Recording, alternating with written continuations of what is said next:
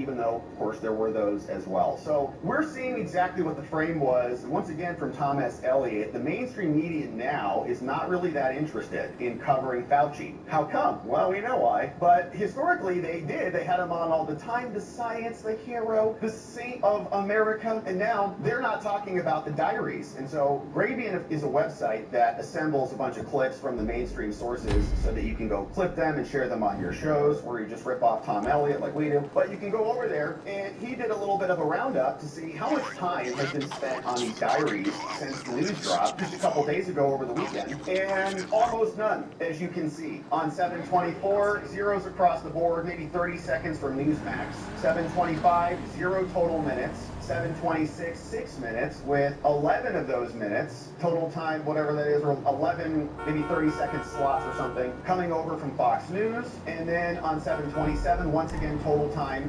0 minutes in terms of total hits. So now they don't want to talk about Fauci. They don't want to get into the science all of a sudden, because Fauci's a liar. And they all were involved in the cover-up and the perpetuation of the lies. But once the truth comes out, all of a sudden they're mugged. And maybe the Pfizer cash is starting to dry up as well. But Rand Paul, now a lot of that was, of course, kind of topical details. He says, I didn't close the school down, he did. And now we're learning that the root cause of this may have been closer and more near to Fauci than has ever been let on. And so Rand Paul dropped this in a 9-point thread on X. He says, my investigation, this is where this all came from, and we're grateful for Rand Paul. Everyone else has largely moved on, except Rand and Ron Johnson and a couple of others. But he says, Fauci kept a diary. What he wrote privately and what he told the country were two different stories. So today, I'm releasing some entries, and we'll take a look at these from 2019 to 2022.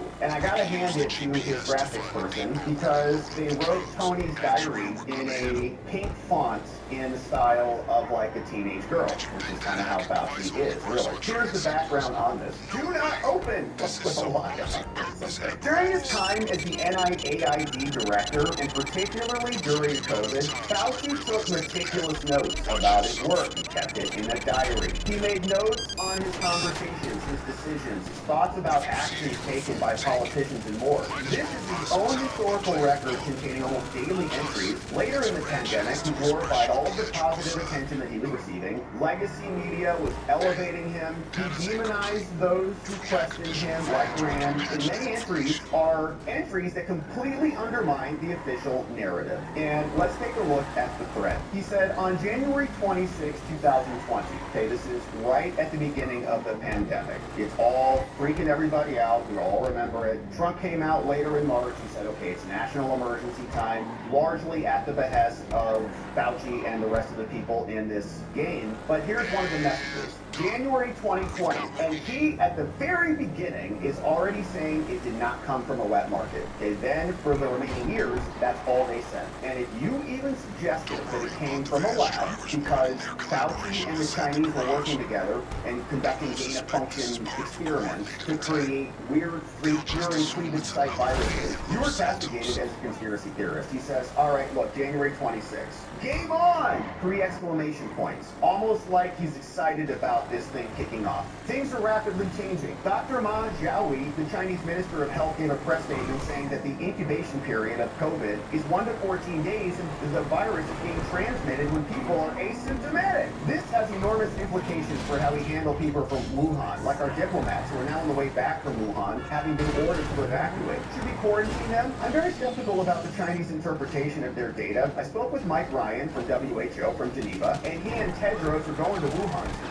Mike is very skeptical that asymptomatic spread is present, or at worst is a major driver. Mike, another guy, also feels this way. I spoke with Nancy and Bob about this to coordinate our responses, and we felt that we should send our epidemiologists to China to work with them to see the data firsthand, since it's important. It would require quarantining for a period of time, even asymptomatic people who arrive from Wuhan. Now, it appears, using EPI data and genomic data, that the first infection was in early December and was not connected to the market. Not. connected to the market, which they said it was for the years that followed. Repeatedly, and they censored you if you challenged it and said otherwise. The infection spread among people weeks before the Chinese reported that they were dealing with the new infection, and that gave the virus time to establish itself in multi-generational sustained spread. Remember, he says, Fauci writing, early on, the Chinese were saying that there is no human-to-human transmission, and all of the original 27 cases were from the market. Now we know the market was not the source. It was the amplifier. Somebody got sick, went to the market, and then spread it there. Now, having said that, somewhere the virus jumped from animals to humans. And we know that they were testing these viruses, these COVID viruses, on other animals, and then they would pull them from the animal and then Frankenstein them, lock them together, and insert the spike protein. So at some point, that could have been the lab, when they took it from an animal source and modified it to be more infectious to humans. Then he says there is complete chaos in China now with President Xi declaring an emergency. Chinese are building within days 1,000 to 1,300 bed hospitals, flying in hundreds of medical personnel from the military. They've shut down travel, schools closed, running out of supplies and more. Then he had a call, and with the deputies and others at the White House are now calling for a close of the borders. We want to stop any traffic that's coming from China, which would seem like a good idea. Okay, Trump comes in, says lock down the border. No one's coming from China. But Fauci's against that, even though he just admitted that there are asymptomatic people who are now transmitting the viruses, many of whom are coming from Wuhan. Anthony said that he heard that I was in favor of that. We'll have an 11 a.m. meeting tomorrow from SCIF with Deputy National Security Advisor Pottinger regarding possibly closing the borders from the China entry. Next message. That was in January. Next one comes in February. This is the call to produce the proximal origin paper. This was the fake paper that they wrote that we saw in prior disclosures from Rand Paul. Even the people who were the authors of this really started to backtrack and say, actually, we don't think it is as natural as we were arguing in our paper. That paper became the foundation and the pretext for everybody in the media to say it's natural. So then 12 scientists now come through. Only 2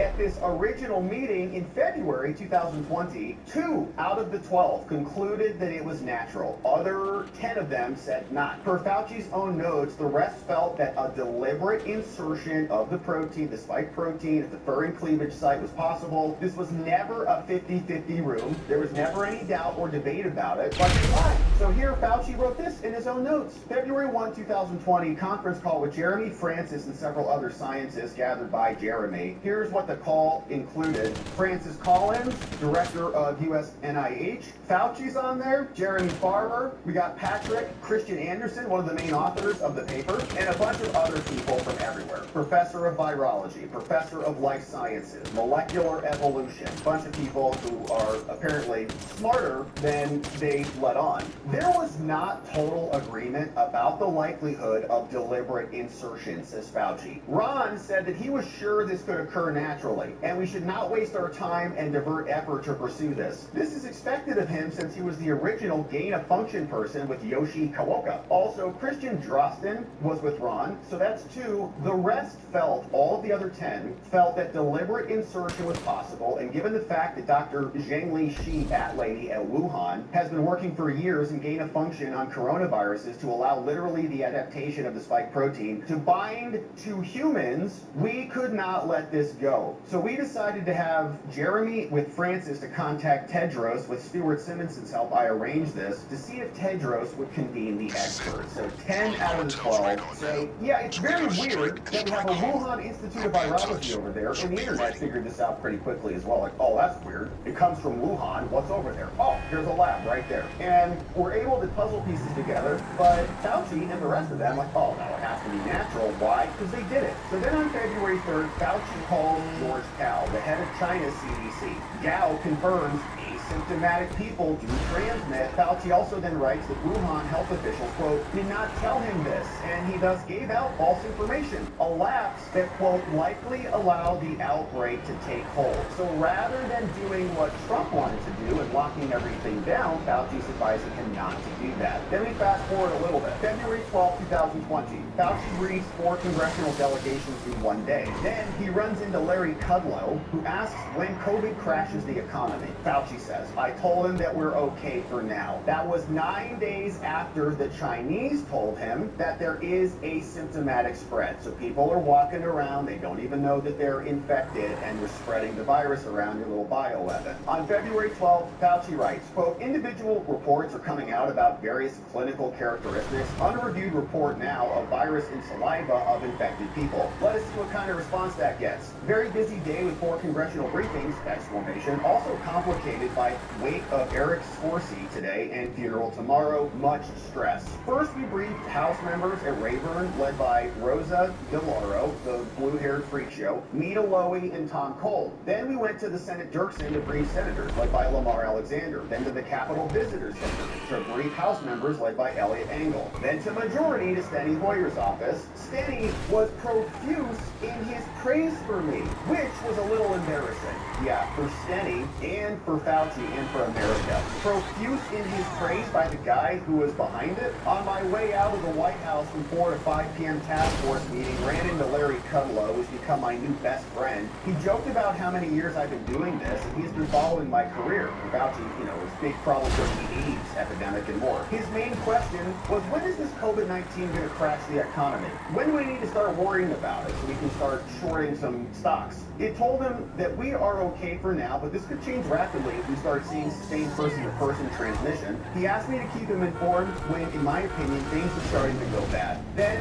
we advance. May 23rd, 2021. Fauci calls the leader and the author of the cover here at length. The paper that he'd been citing publicly as independent science, right? They said, no, we did. This is not our conclusion. These are real scientists who made this determination. Of course, Fauci was guiding the outcome on that from the very beginning. For reassurance about his own NIH grant, his diary says, I feel much better now that he is in total support of what I have been saying. So he writes, at the appropriations hearing coming up next week, interesting to see if they fixate on the lab. Interesting to see if they fixate on the escape theory, which we believe is true. I had a very interesting and helpful conversation today with Christian Anderson, the guy who was like the lead author of the Natural Origin paper. He was very emphatic that the work that was done at the Wuhan Institute in association with our grant, so Fauci pays for work at Wuhan, and then Christian comes back and says very emphatically that was not gain of function, even though it was. In addition, he confirmed that if you match the chimeric viruses that were made in the context of the NIH grant in Wuhan, they're not even close in sequence-wise to COVID. Christian will be writing a letter together with some data on this topic. However, I feel much better now that he is in total support of what I've been saying. Okay, so money goes out, and then suddenly people align with Fauci, who is now like this hero who's being paraded about as the science, and you don't want to cross Fauci now. Then we get to July 21. There's a National Security Council briefing. Fauci writes, quote, the FBI has no idea what they're talking about for saying it's a lab leak. Yeah, they did. While NSA